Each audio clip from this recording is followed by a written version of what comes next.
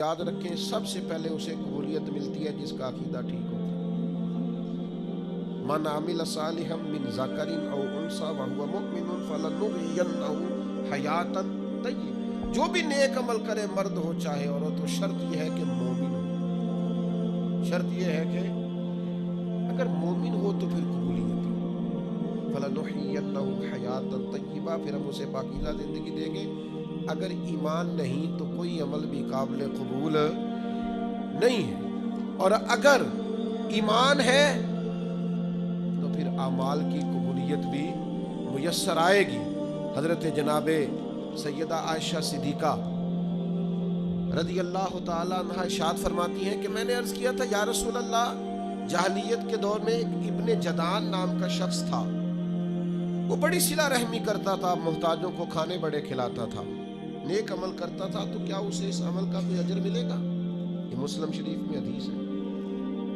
نبی پاک علیہ السلام نے فرمایا نہیں ملے گا، اس لیے کہ اس نے ایک دن بھی یہ نہیں کہا تھا کہ اے میرے رب حساب و کتاب کے دن میری خطائیں معاف کرنا. اس نے رب کو ایک دن بھی نہیں پکارا، اللہ پر ایمان نہیں لایا.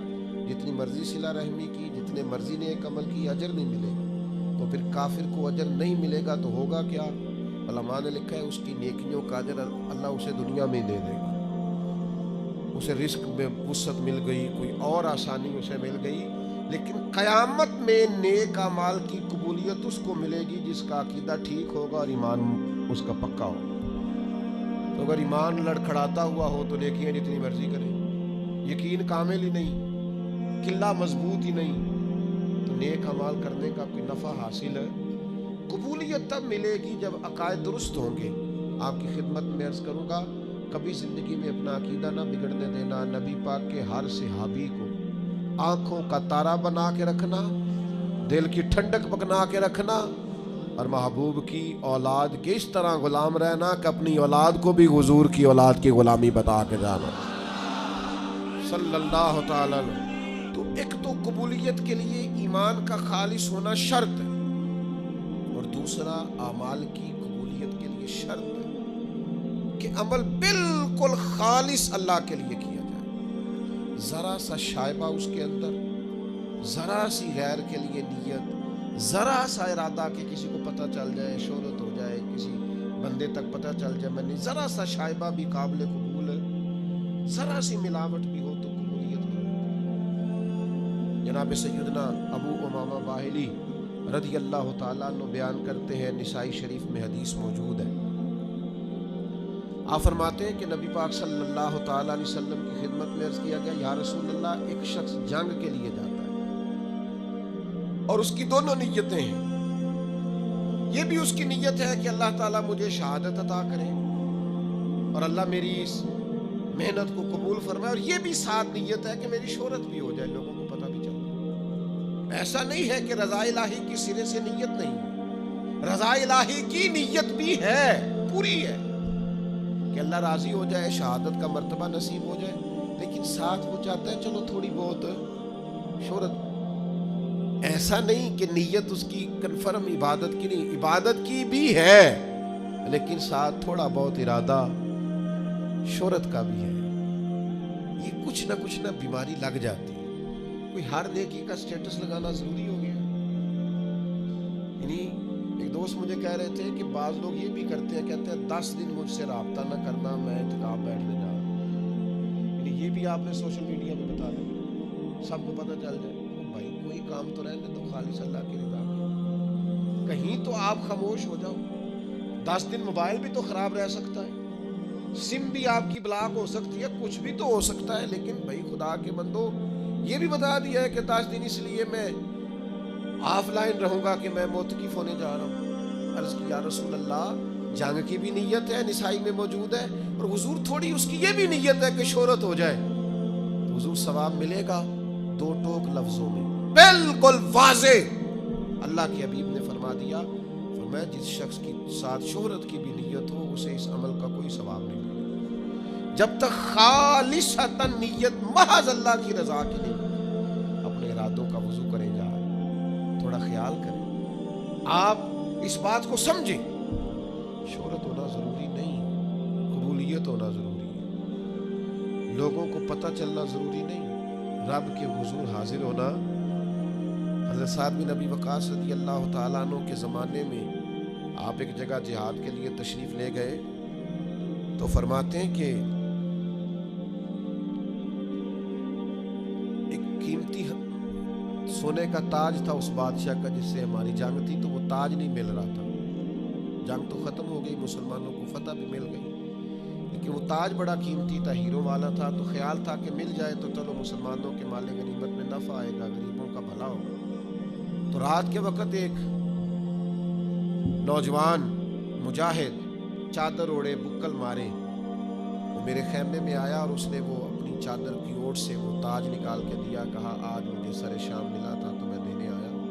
تو وہ رکھ کے وہ چلا، تو میں نے اسے پیچھے سے آواز دی، میں نے کہا آپ مجاہد تو ہیں پر غریب آدمی لگتے ہیں۔ کہنے لگا گھر سے جب آیا تھا تو بچوں کے لیے چند دنوں کا کھانا تھا۔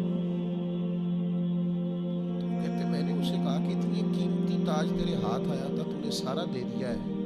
اس نے کہا بس یہ میری دیانتداری تھی، میرا ایمان تھا، بچوں کی بھوک اپنی جگہ پر اللہ کی رضا۔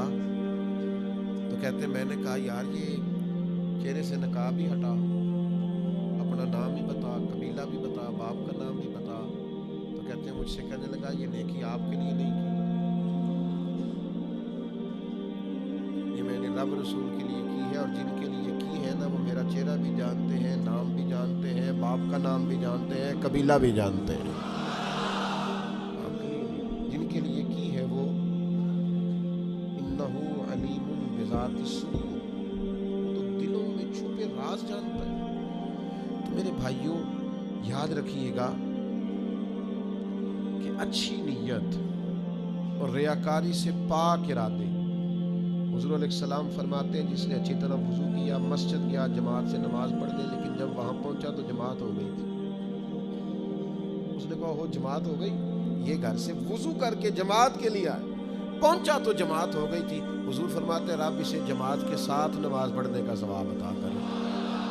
کیوں؟ اس لیے کہ اس کی نیت خالص، اپنی نیتوں کو درست کریں، اپنے ہمارے اندر رشتے کمزور ہو گئے، پتہ کیوں؟ ہمیں رشتے سے بھی پیار اور ہلکا سا ساتھ لالچ بھی ہے۔